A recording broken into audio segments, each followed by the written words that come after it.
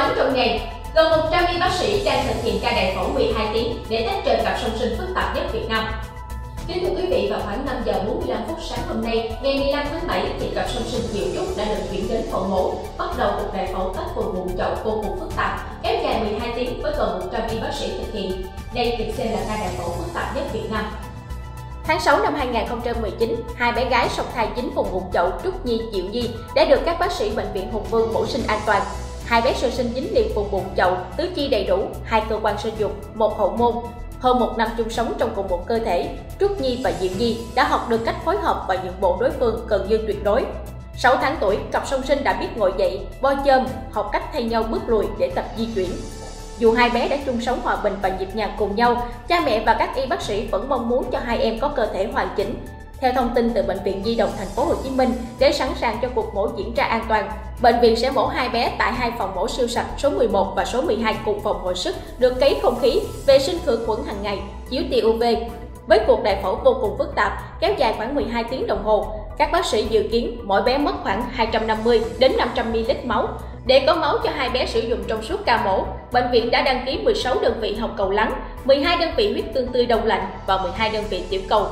Khoảng 5 giờ 45 sáng nay, ngày 15 tháng 7, cặp song sinh được chuyển đến khoa phẫu thuật gây mê hồi sức. Bên thành giường, cha mẹ hai bé cầm chặt đôi tay nhỏ xíu và liên tục xoa đầu con mình. Chiếc băng ca tiếp tục được đẩy đến phòng mổ siêu sạch số 12.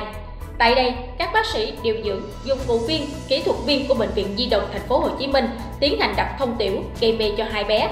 Dự kiến 7 giờ 30, ekip gây mê tiến hành gây mê nội khí quản, sát trùng phẫu trường, kê tư thế chuẩn bị bắt đầu mổ cho hai bé. Dự kiến 7 giờ 30, ekip gây mê tiến hành gây mê nội khí quản, sát trùng phẫu trường, kê tư thế chuẩn bị bắt đầu mổ cho hai bé.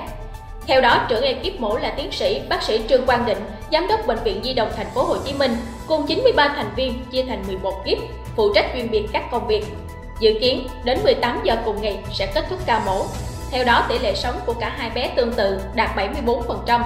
Hay tin hai bé sắp bước vào cuộc đại phẫu, hàng triệu người dân trên khắp cả nước đã gửi lời cầu chúc điều tốt đẹp nhất sẽ đến với hai bé, gia đình và đội ngũ y bác sĩ.